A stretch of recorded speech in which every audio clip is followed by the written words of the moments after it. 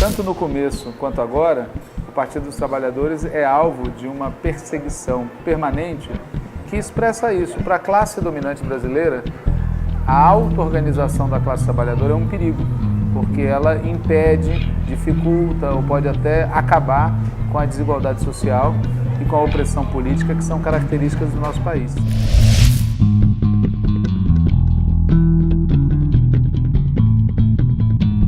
Olá pessoal, estamos de volta com mais um Coletivo Diálogo, esse nosso programa de mandato coletivo, e hoje recebendo o companheiro Walter Pomar, que é dirigente da articulação de esquerda, tendência interna do Partido dos Trabalhadores, professor também, historiador, professor do curso de bacharelado de Relações Internacionais da Universidade Federal do ABC, e a gente tem a alegria de estar recebendo você aqui, Walter, para bater um papo sobre história do PT, sobre essa conjuntura, os desafios que estão postos para a gente. Muito Obrigado bem. pela tua presença. Imagina. Walter, queria inicialmente estar refletindo contigo sobre o significado histórico do PT para o povo brasileiro.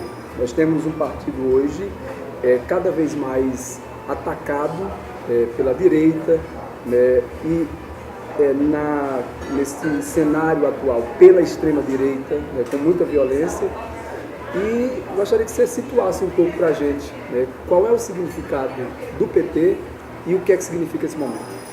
Veja, para entender o significado do PT, vale a pena falar do contexto, do Brasil. O Brasil é um país de imensa desigualdade social. E essa imensa desigualdade social é criada e recriada o tempo todo pela ação de um Estado e de uma classe dominante que oprime a maioria. Então, a história do Brasil é a história da luta do povo brasileiro contra essa opressão e contra essa desigualdade. E sempre foi muito difícil traduzir essa luta em organização, porque, em geral, antes que os trabalhadores conseguissem atingir um certo nível de consciência, organização e mobilização, a classe dominante ia lá e decepava, cortava pela raiz. Então, a história de organização do povo brasileiro é muito sofrida, muito difícil, Ao longo desses 100 e poucos anos de república, a gente teve 3 partidos políticos que tentaram vocalizar no âmbito da grande política a opinião da classe trabalhadora.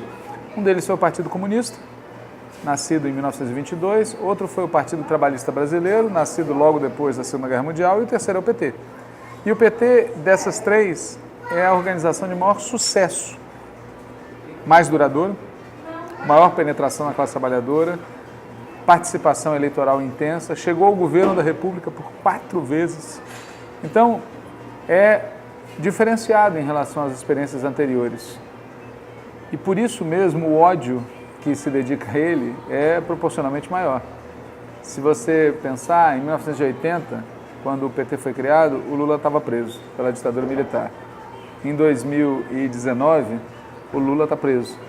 Isso é um símbolo, Tanto no começo quanto agora, o Partido dos Trabalhadores é alvo de uma perseguição permanente que expressa isso. Para a classe dominante brasileira, a auto-organização da classe trabalhadora é um perigo, porque ela impede, dificulta ou pode até acabar com a desigualdade social e com a opressão política que são características do nosso país. Então, assim, para nós que somos petistas, é óbvio, mas para quem não é petista, é de outros partidos, é de outras posições, ou não é de partido nenhum, mas está ao lado dos interesses da classe trabalhadora, é evidente que a luta por manter o PT vivo, funcionando, etc., é de interesse geral. Mesmo daqueles que, defendendo a classe trabalhadora, não concordam com o PT, é evidente que o PT exista é um fator positivo para a luta dos trabalhadores e das trabalhadoras brasileiras. Há quem faça diversas críticas ao partido e aponte, relacione a situação atual com erros do partido. Por sinal, os setores da direita têm chamado a atenção para uma autocrítica necessária do partido. Como é que você vê a necessidade de avaliação, a necessidade de mudança dentro do PT para que ele continue sendo essa referência para a classe trabalhadora? Veja, essa discussão sobre a crítica e a autocrítica é uma discussão cheia de confusões, Primeiro, na história da esquerda, fora do Brasil e dentro do Brasil, sempre foi comum que os partidos fizessem crítica e autocrítica. Isso nunca foi visto como uma coisa errada, nunca foi visto como uma coisa negativa. Qualquer força política viva comete acertos e comete erros. Qualquer força política inteligente quer cometer mais acertos do que erros e por isso é obrigado a olhar para trás, ver onde errou, reconhecer os erros e seguir adiante. Ou muitas vezes mudar de política, olha, essa política não serve mais. Então, na trajetória da esquerda, fazer autocrítica é uma coisa normal, mas há setores do PT que têm uma rejeição a fazer autocrítica e acham que fazer autocrítica é reconhecer as críticas que são feitas a nós pela direita. Mas uma coisa não é igual à outra. Nós temos, como esquerda, que fazer autocrítica do nosso ponto de vista, ou seja, nós queremos uma sociedade socialista, nós queremos um Brasil diferente, aquilo que nós fizemos ajudou ou não ajudou, contribuiu ou não contribuiu, continua atual ou não é mais atual, o que a gente tem que fazer de igual, o que a gente tem que fazer diferente. Fazer autocrítica é isso, não tem nada a ver com aquilo que a direita nos pede. Aí, capítulo 2. A direita, quando pede uma autocrítica do PT, ela na verdade não está pedindo uma autocrítica. O que a direita está pedindo é que nós cometamos uma traição aos nossos princípios e à nossa história. O que no fundo a direita pede não é uma autocrítica, ela pede uma abjuração. Ela pede que a gente peça perdão por existir, que a gente peça perdão por ter e continuar lutando pelos interesses dos trabalhadores. Eles usam a palavra autocrítica por outros motivos, mas o que eles estão pedindo não é uma autocrítica, eles estão pedindo que nós façamos uma abjuração, que nós rompamos com toda a nossa história. Isso, evidentemente, a gente não vai fazer. Agora, o que de concreto eu vejo que é necessário? É reconhecer o seguinte, o golpe que foi feito contra nós, óbvio, ele foi feito porque, de alguma maneira, nós estávamos afetando os interesses das elites. Mas por que esse golpe teve sucesso? Não adianta dizer o golpe teve sucesso porque a direita teve sucesso. Isso é uma... Nós temos que discutir por que é que eles conseguiram ter êxito. E aí, ao discutir isso, a gente percebe que nós cometemos uma série de atitudes, de práticas que facilitaram a ação da direita contra nós. E isso tem que ser objeto, sim, de uma revisão autocrítica. O que é que você elencaria como atitudes, ações, práticas que o PT deveria ter feito com maior eficiência, com maior capacidade política e não fez? Veja, eu elencaria duas coisas para simplificar. Uma é, nós deixamos que a classe dominante brasileira preservasse os seus instrumentos de poder, intocados. Veja, teve golpe contra o governo Vargas, teve golpe contra o governo Goulart, óbvio que iria ter uma tentativa de golpe contra nós. Quais foram os instrumentos dos golpes contra o Vargas e contra o Goulart? Os meios de comunicação controlados pela classe dominante, as Forças Armadas e o sistema judiciário. Eles estiveram presentes nesses dois golpes, com papéis diferenciados, mas estiveram presentes. Eles estariam presentes numa tentativa de golpe contra nós também. E o que nós fizemos em relação a isso? Nada. Quer dizer, não houve da nossa parte, nos nossos governos, nenhuma ação no sentido de efetivamente democratizar as Forças Armadas e a estrutura de segurança pública do país. Nós não tomamos medidas no sentido de quebrar o oligopólio da comunicação. E nós reforçamos o poder do sistema judiciário, como se ele fosse uma coisa autônoma que não tivesse interesse de classe envolvido. Então, esse é o primeiro grande erro. Nós deixamos a classe dominante dispor dos instrumentos de poder dela e com isso ela teve meios, quando quis, como quis, para nos atacar. É aí onde entra o discurso do republicanismo, essa claro, ideia... porque na verdade por trás de não fazer nada, dava a ideia de que o Estado é neutro, que o Estado não tem compromisso com classes sociais, que o Estado age em nome do bem comum e, portanto, imagina, não nos cabe como governo interferir nas escolas militares, onde se ensinava que o golpe militar foi em defesa da democracia, não nos cabe interferir no funcionamento do sistema judiciário. O resultado é um Supremo Tribunal Federal em que a maioria dos ministros indicados por nós votaram contra a democracia.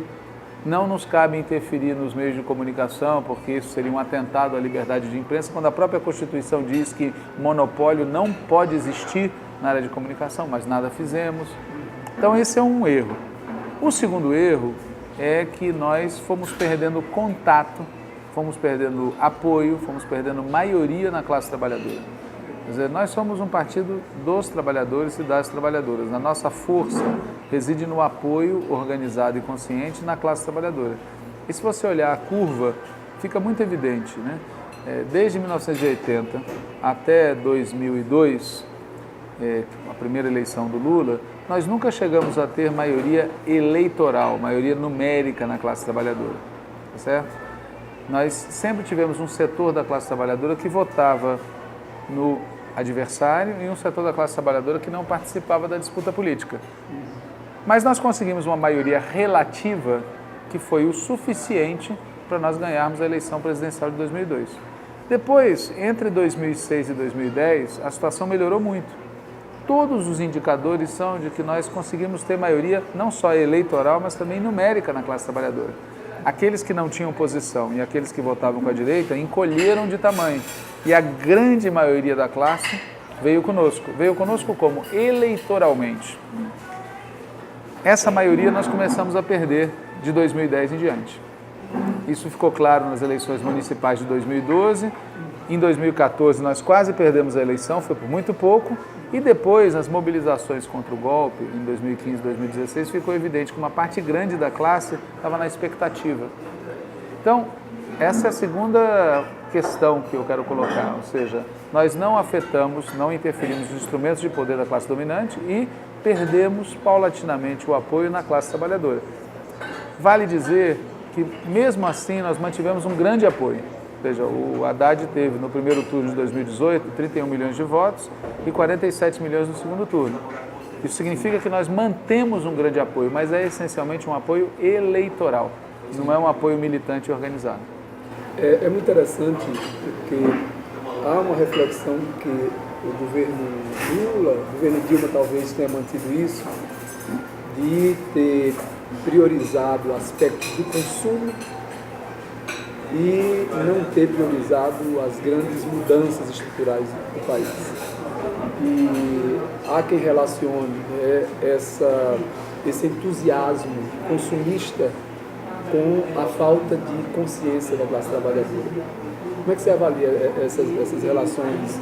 O trabalhador ele acabou ficando mais sensível ao consumo e se acomodando a partir desse acesso, né, que esses governos proporcionaram e deixaram de se preocupar com as grandes questões. Né?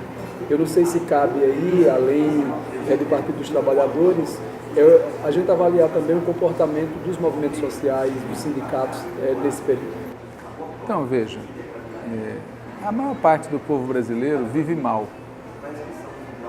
E o nível de consumo do povo brasileiro, mesmo nos melhores momentos do governo Lula e do governo Dilma, era inferior ao nível de consumo da classe trabalhadora europeia, por exemplo.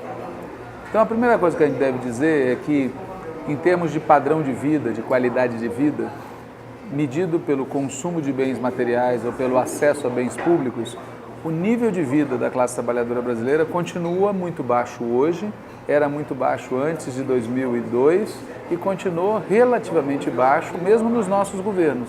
A gente melhorou em relação ao patamar anterior, mas estamos muito longe do nível de vida que a classe trabalhadora obteve, por exemplo, na Europa, certo? Bom, isso posto, por que eu digo isso? Porque a gente não deve ter uma atitude de achar que elevar o nível de consumo do povo é ruim. Não, o povo tem o direito a consumir mais, o povo tem o direito a ter mais direitos, né? Mas qual é o problema que ocorreu durante os governos Lula e Dilma? Houve uma ampliação na oferta de empregos, salários, capacidade de consumo e bens públicos. Houve uma ampliação. As pessoas melhoraram de vida. Porém, isso não foi acompanhado de um trabalho equivalente de politização. Portanto, as pessoas começavam a melhorar de vida, só que sem que isso fosse identificado com aquilo que era a ação do governo, a ação do movimento social, a ação da consciência cívica, política, social dos trabalhadores. O resultado foi que, numa pesquisa feita em 2015 para medir como é que as pessoas estavam encarando a vida, as pessoas diziam, minha vida melhorou, e ela melhorou por causa de Deus, por causa da família e por minha causa individual. E quando as pessoas diziam meu esforço individual, elas não falavam, melhorei de vida porque eu tive consciência política e votei certo, porque eu tive consciência política e lutei. Não, era como se fosse um esforço individual, self-made man. Então, esse problema é gravíssimo, porque significa que a gente não politizou, não organizou, não conscientizou as pessoas. Elas melhoraram de vida sem que isso fosse vinculado a uma melhoria no nível de organização e conscientização. E isso não é um problema só dos governos, quer dizer, os partidos e os movimentos embarcaram nessa onda de não fortalecer, de não priorizar o trabalho de organização e conscientização. E o resultado foi que a direita, nesses anos, foi muito eficaz nesse trabalho. Ela foi ganhando um número crescente de pessoas para as posições dela. Então, isso se traduz nos beneficiários das políticas públicas dos governos Lula e Dilma votando em candidaturas à direita. É porque você tem, mesmo nos governos Lula e Dilma, governo de esquerda, governos progressistas, você tem um Congresso Nacional muito ruim. Se a gente pega Sim. a maioria, né, dos deputados e senadores, que de alguma forma vão tanto disputar o eleitorado quanto vão pressionar o governo a assumir outras posições. O dado é, até 2002, nós fomos crescendo a nossa presença no Congresso Nacional. E a partir de 2003, a gente estagnou ou foi caindo. É uma contradição. Como é que você pode ganhar 4 eleições presidenciais seguidas e não, pelo menos, crescer de maneira proporcional a presença no parlamento? A explicação é, na eleição presidencial ficava mais clara a divergência político-programática. Nas eleições proporcionais ela ficava diluída. Essa é uma explicação.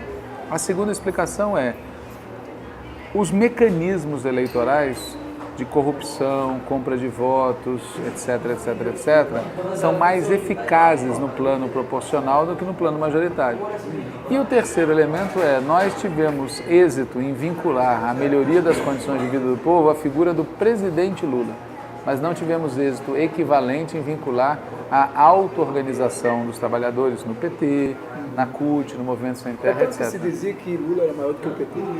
É. Né? Essa foi, inclusive, uma ideia muito propagada, talvez até pela própria direita.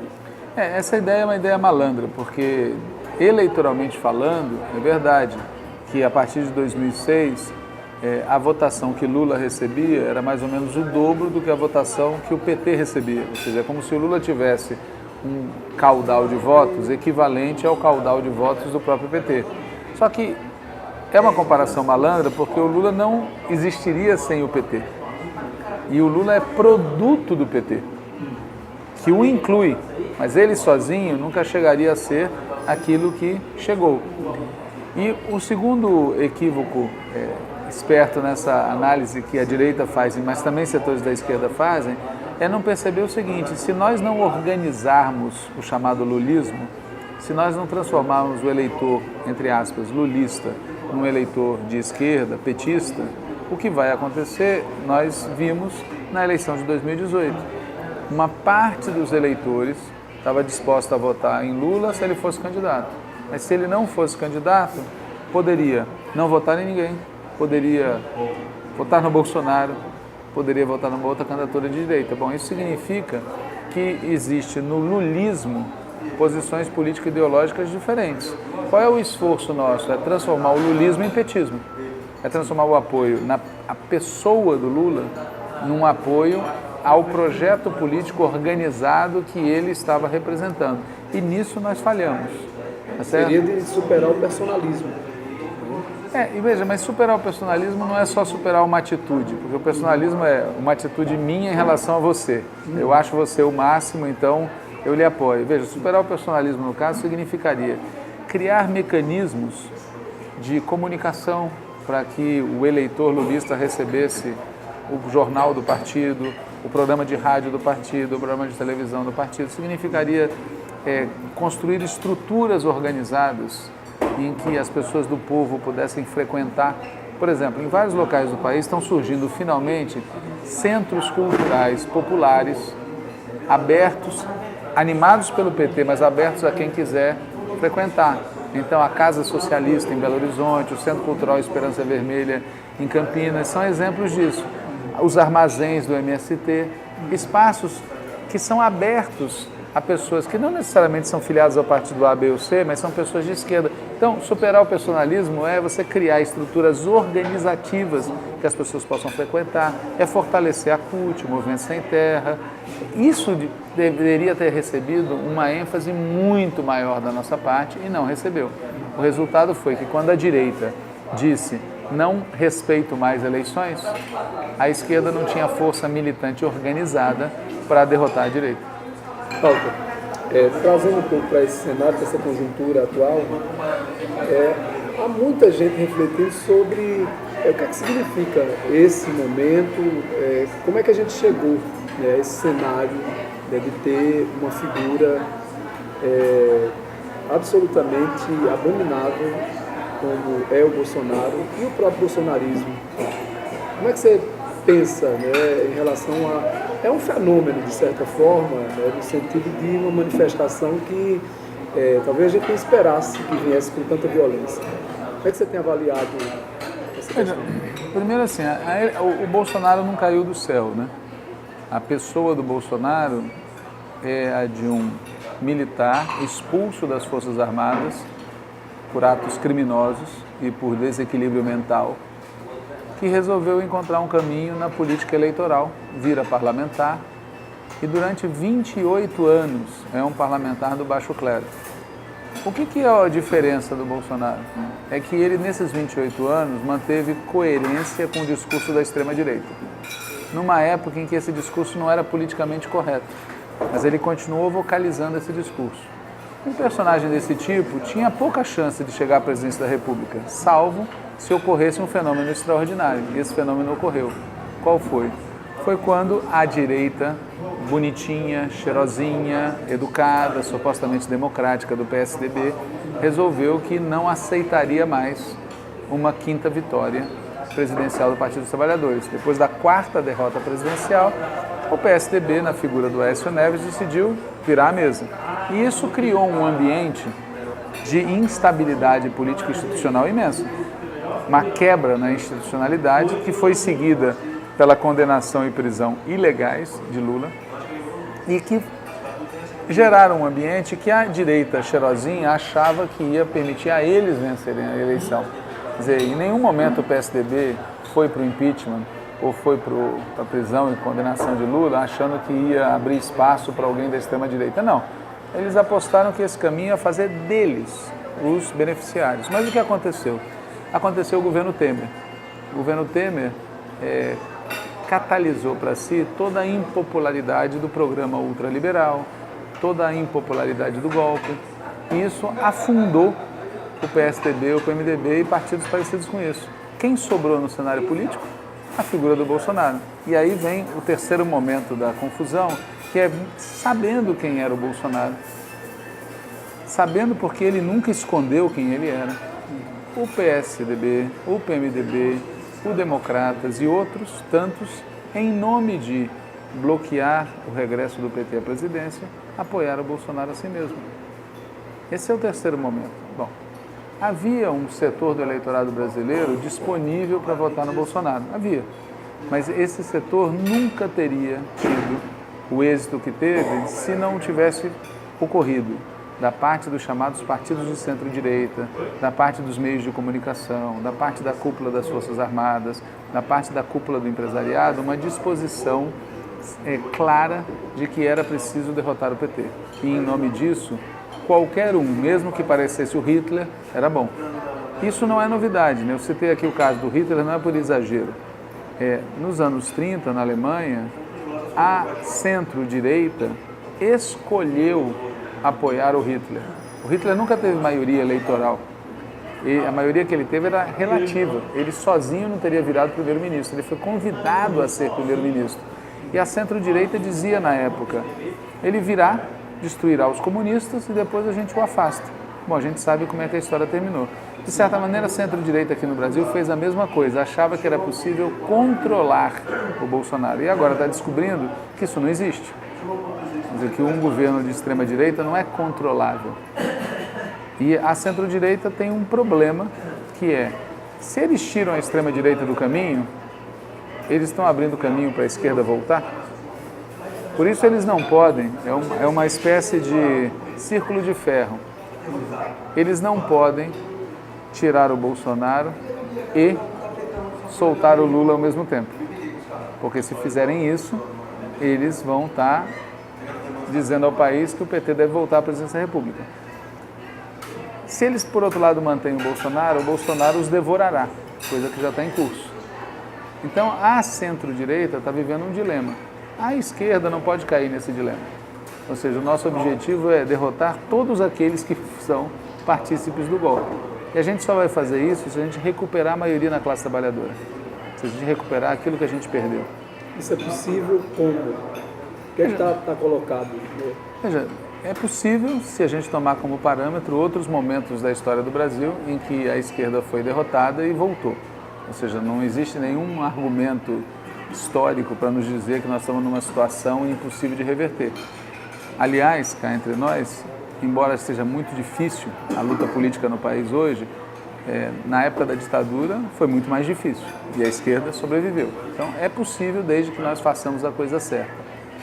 Não está sob nossa governabilidade o que os adversários vão fazer. Está sob nossa governabilidade o que nós vamos fazer. E o que nós temos que fazer é, primeiro, mobilizar a sociedade em defesa dos seus direitos, mobilizar a sociedade em defesa do Lula livre e recuperar a prática do trabalho cotidiano das organizações sindicais, populares e do próprio partido junto à classe trabalhadora. Houve um processo nos últimos anos em que o PT se institucionalizou, ganhou espaços eleitorais, ganhou espaços em governos e perdeu muito espaço junto ao cotidiano da classe trabalhadora. Então, vou dar um exemplo que para quem é petista fica muito claro. Olhem a pauta das reuniões dos diretórios municipais, estaduais e do Diretório Nacional do Partido e vejam o peso que as questões estritamente eleitorais e governamentais têm e vejam o peso que as questões ligadas à luta social têm na pauta. É raras as vezes em que as nossas instâncias partidárias se reúnem para discutir como mobilizar, como organizar, como interferir nas lutas cotidianas da classe. A gente terceiriza isso. Não, o sindicato faz isso, o movimento faz isso. E o próprio partido vai se distanciando desse cotidiano da classe. Você está dizendo é que o PT ficou mais com o pé no gabinete do que na periferia, nas comunidades, dialogando com o povo, se organizando. Não só nas periferias e nas comunidades, mas nos locais de trabalho, nas empresas. Veja, e no debate cultural. Quer dizer, o partido, quando surgiu em 1980, ele fazia tudo. Ele era um espaço de luta social, ele era um espaço de luta política, no sentido amplo da palavra, era um espaço de organização da luta eleitoral, era um espaço de organização da luta institucional e também era uma instituição cultural poderosa, no sentido mais amplo da palavra. Então, o petista era aquele que está contra tudo isso que está aí. Isso era uma postura cultural forte. Você estava fazendo uma contracultura, uma contra-hegemonia. Isso foi sendo perdido. Quer dizer, pouco a pouco o PT foi passando a ser parte do cenário, parte da paisagem da política tradicional. Quer dizer, os jovens, por exemplo, que nasceram no ano de 2000, chegaram em 2014 e o único partido que eles viram no governo federal sempre foi o PT. Então, quem é a política tradicional para esse jovem? É o PT. Então, esse tipo de situação só é evitado se o partido, além da presença institucional e eleitoral que é necessária, também tem uma presença na luta social e na luta cultural. Ele se ofereça de novo como exemplo prático, antecipado, de uma sociedade diferente. Se ele for visto pelas pessoas como um partido tradicional, como é que ele vai ser portador do projeto de uma nova sociedade? Não existe isso. Voltando a esse ponto, né, entre os pontos que você colocou, a campanha Lula Livre, ela é uma campanha que leva alguns setores, seja da direita, acusando de que é uma campanha fora de sentido, porque Lula foi processado, condenado, está preso. E há também setores da esquerda que não vê a importância da campanha e faz também a devida crítica. Gostaria que você situasse o que é que significa ter Lula livre e, claro, Lula só está da forma que está porque existe um lavajatismo, uma operação lava-jato. Queria que você situasse essas duas coisas para a gente compreender. Veja, todo mundo tem o direito de achar que o Lula cometeu erros e o Lula não merece o voto. Todo mundo tem esse direito. Todo mundo tem direito de achar o que quiser do Lula. Agora, para que uma pessoa, Lula ou qualquer outra, seja condenada, especialmente condenada à privação de liberdade, é preciso que haja um processo que respeite a lei. Ou seja, direito de defesa, contraditório, julgamento justo. E está comprovado que isso não ocorreu no caso de Lula. Quer dizer, o ministro Moro, ele foi ao mesmo tempo parte da acusação e juiz. Portanto, ele já tinha a sentença proferida antes que o processo transcorresse. E a defesa não tinha nenhuma chance de vencer. E, portanto, não houve julgamento justo na primeira instância. Tampouco houve na segunda instância. Quer dizer, todas as regras, todos os prazos, todos os argumentos utilizados pela defesa foram simplesmente desconsiderados na segunda e na terceira instância. Tudo o que a gente dizia, a Intercept está comprovando. Tudo. Todas as combinações prévias, os procedimentos inadequados, o correr com prazos, etc. A manipulação de provas, tudo isso está comprovado. E, portanto, o processo está contaminado na primeira, na segunda e na terceira instância. E o que você faz com o processo contaminado? Você anula. Simplesmente isso. Anula-se o processo. Se quiserem submeter Lula a um julgamento justo, o próprio Lula diz, eu estou à disposição. Mas este processo pelo qual fui condenado, ele é totalmente injusto. Só que esse processo não ocorreu porque o juiz é uma pessoa má. Não ocorreu porque os julgadores tinham interesse pecuniário. Não, ele foi deste jeito que foi por razões políticas. Isso também está comprovado nos vazamentos do Intercept. Os que condenaram Lula de maneira ilegal o fizeram por razões estritamente políticas, para tirá-lo da disputa presidencial, para tirá-lo da condição de participante da oposição ao governo Bolsonaro, como integrante das lutas contra o governo Bolsonaro, e também para lançar um recado a todos aqueles que são de esquerda, de que o destino da esquerda que luta é a cadeia. Então, esse é o motivo pelo qual nós fazemos a campanha Lula Livre. É porque nós consideramos que ele é um preso político que foi condenado num processo injusto e que deve ser libertado.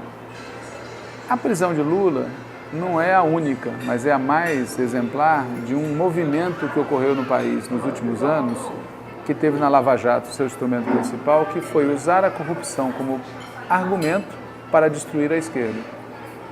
Veja, do ponto de vista estatístico, os casos de corrupção na esquerda são ínfimos em comparação com aqueles que ocorrem nos partidos de direita. Então, estatisticamente, por exemplo, o número de petistas que tiveram a sua candidatura vetada na lei de ficha limpa é bem menor do que de todos os outros partidos. Então, o problema não é estatístico, o problema é político. Eles querem atribuir ao PT a paternidade do maior caso de corrupção do país, quando na verdade essa paternidade não é do PT e o PT não é o que eles dizem que é. Mas o movimento da Lava Jato tinha esse propósito, não só pegar Lula, mas também criar um ambiente onde se dissesse para o país, o principal problema do país é a corrupção e esse problema tem que ser enfrentado destruindo o PT. O que a Lava Jato fez de verdade? Ela destruiu as empresas de engenharia nacional, arrebentou a Petrobras, ajudou a destruir a economia do país, a soberania do país. Isso é a verdade. Mas a lenda que foi vendida é que era um instrumento de combate à corrupção. Hoje, fica também evidente, por conta dos vazamentos da Lava Jato, que figuras como o Deltan Dallagnol queriam dinheiro para eles, para ganhar dinheiro com palestras. Era um ladrão de galinha, desse ponto de vista, né, entre aspas. Então, essa é a segunda coisa. A Lava Jato fazia parte de um ambiente de usar a bandeira da corrupção, como se usou contra o Vargas e contra o Goulart, para afetar os governos do PT. Bom, a direita, evidentemente, não tem interesse em Lula livre.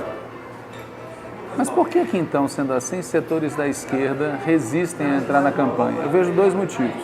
Tem alguns setores da, entre aspas, esquerda, vou falar de maneira mais geral, tem alguns setores que não apoiaram Bolsonaro, se são de esquerda ou não, isso é outra discussão, que não defendem a campanha Lula Livre. E o motivo pelo qual esses setores não defendem a campanha Lula Livre, na minha opinião, é que eles sabem que a campanha Lula Livre, de alguma maneira, significa que o PT terá reconhecido o fato de ele ter sido vítima de uma campanha de difamação. E como esses setores não querem o PT forte, porque querem, na verdade, suceder o PT, a eles não interessa uma campanha Lula Livre exitosa, tá certo? Esse é um argumento que, na minha opinião, está na cabeça do Ciro Gomes. Quer dizer, ele sabe que a campanha pela liberdade de Lula, de alguma maneira, fortalece o Partido dos Trabalhadores. E como ele não chegará à presidência da República sem que o PT seja destruído, ele prefere ajudar no processo de destruição do PT. Por sinal, o Ciro Gomes consegue, dentro do processo eleitoral, vender uma imagem de progressista, de esquerda, mas sem o nível de radicalismo, né, que o PT tem, que outros setores têm. E, no fim das contas, deu para trás, recuou em relação a todo esse processo de enfrentamento à extrema-direita. Como é que você vê essa postura do Ciro? E, ao mesmo tempo, a gente observa que setores do PT ainda querem uma relação de proximidade. Veja, o Ciro demonstrou qual é o real compromisso dele com a democracia no segundo turno das eleições de 2018. Ele viajou para fora do Brasil, não participou da campanha, voltou e não declarou voto publicamente no Fernando Haddad. Quer dizer, mesmo sabendo aquilo que o Bolsonaro era, ele não teve a atitude decente que figuras da direita, como o Goldman ou outras, tiveram. Figuras que, mesmo odiando o PT, disseram isso não. Extrema-direita, fascismo não. Teve figuras que fizeram isso. Por que o Ciro Gomes não fez? Porque ele coloca em primeiro lugar os interesses eleitorais dele. Repito, ele sabe que o caminho dele para a presidência da República fica bloqueado se o PT existir e for forte. Então ele quer que alguém destrua o PT por ele. Mesmo que o custo seja a destruição do país. Então é alguém cujo personalismo, cuja vaidade pessoal, cujos interesses particulares estão acima dos compromissos com o país. Esse é o verdadeiro Ciro Gomes. Não é o que ele fala, é o que ele faz. Em segundo lugar, ele faz parte de um setor da política brasileira que é adepto do chamado desenvolvimentismo conservador. Então ele quer indústria nacional, quer Estado, quer o país com uma economia forte, mas defende que isso seja feito às custas da exploração da força de trabalho do povo brasileiro e não às custas do golpear dos superlucros da elite. Isso não fica claro no discurso que ele faz, porque ele é muito cuidadoso, esperto nesse terreno. Mas veja, por exemplo, no tema da Previdência, ele é adepto da capitalização. E ele disse, numa entrevista ao Jornal Valor, que a Previdência, a aposentadoria, é muito importante para financiar o desenvolvimento do país. E, em segundo lugar, para garantir uma aposentadoria para os velhinhos. É um conceito típico do Brasil, que muitos políticos brasileiros exibiram entre os anos 30 e os anos 80, que é o crescimento em primeiro lugar. O desenvolvimento vem depois. Primeiro o bolo tem que crescer, depois você reparte. Essa é a visão de fundo dele. Nessa visão, a classe trabalhadora não pode estar organizada, forte e combativa. Porque quando você tem uma classe trabalhadora organizada, combativa e forte, ela luta por repartição aqui e agora de renda. Ela não fica esperando o bolo crescer. Então a minha visão sobre o Ciro é essa. Walter, nós estamos finalizando essa nossa conversa. E aí eu quero colocar para vocês que estão nos acompanhando, primeiro que agradecer, né, essa participação de vocês junto ao nosso canal, junto ao mandato coletivo, apoiando as nossas lutas. Nós temos agora um processo eleitoral dentro do Partido dos Trabalhadores e Walter é candidato à presidência do Diretório Nacional do PT. E é o meu candidato. E é meu candidato exatamente porque tem um posicionamento crítico ao que o PT vem fazendo e quer que o PT seja melhor, seja um instrumento mais forte de transformação da nossa sociedade. Eu gostaria, Walter, para o trabalhador que vai nos ouvir, que vai nos acompanhar, a trabalhadora, a dona de casa, o jovem, que tem essa visão de que o PT é um partido, como os outros, um partido tradicional, O que é que se ganha hoje, essas pessoas, o que é que essas pessoas ganham tendo o PT como uma nova posição, né, concretamente, né, tendo Walter como presidente do Partido dos Trabalhadores? Veja, a grande diferença é ter um PT mais combativo na luta pelos direitos da classe trabalhadora. Nós estamos perdendo empregos, nós estamos perdendo direitos trabalhistas, nós estamos perdendo aposentadoria, nós estamos perdendo o direito a um sistema de saúde e educacional razoáveis. Há uma piora nas condições de vida que está se espalhando pelo país e vai se espalhar mais ainda quanto mais dure o governo Bolsonaro. Um partido dos trabalhadores que seja moderado, que seja light, que seja acomodado, vai facilitar que esse governo dure muito e cause muito estrago. Um partido dos trabalhadores que seja mais combativo vai reduzir o tempo de duração desse governo e vai reduzir, portanto, o estrago que ele está fazendo na vida do povo.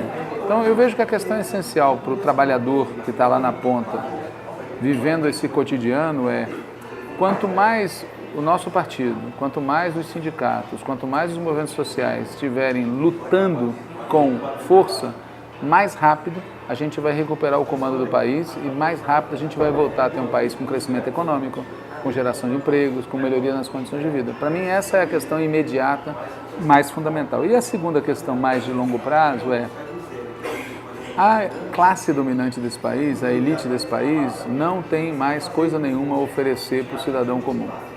Quer dizer, é uma das coisas que mais assusta na história do país é que é uma classe dominante que explorou sempre muito o povo, explorou duas vezes, explorou para si, explorou para transferir renda para as classes dominantes do lado de fora. Isso faz com que seja uma classe dominante que não dá a mínima para as condições de vida do povo, não dá a mínima para saber como é que vive o povo pobre, não dá a mínima por elevar o nível de vida da população. Quem pode melhorar a vida do país, a vida da população brasileira, é a própria classe trabalhadora brasileira. E para que isso ocorra, é preciso que organizações como o PT estejam dispostas a isso, estejam dispostas a cumprir o seu papel histórico, que é libertar a classe trabalhadora. E a nossa vitória dentro do PT também significa isso. Significa um partido sintonizado não só com a melhoria aqui e agora, mas também um partido sintonizado com os objetivos de longo prazo, de ter um país soberano, de ter um país realmente democrático, de ter um país igualitário, de ter um país socialista. É isso. Walter, quero te agradecer por essa oportunidade, agradecer a todos vocês e pedir a vocês que compartilhem, né, curtam o nosso canal, né, procure o sininho lá, curte para que vocês tenham informações sobre novas publicações que nós fizermos. Temos também, né, na rede social a página no Facebook, vereador Gilmar Santos, assim como no Instagram. Então, agradeço, um grande abraço a todos vocês.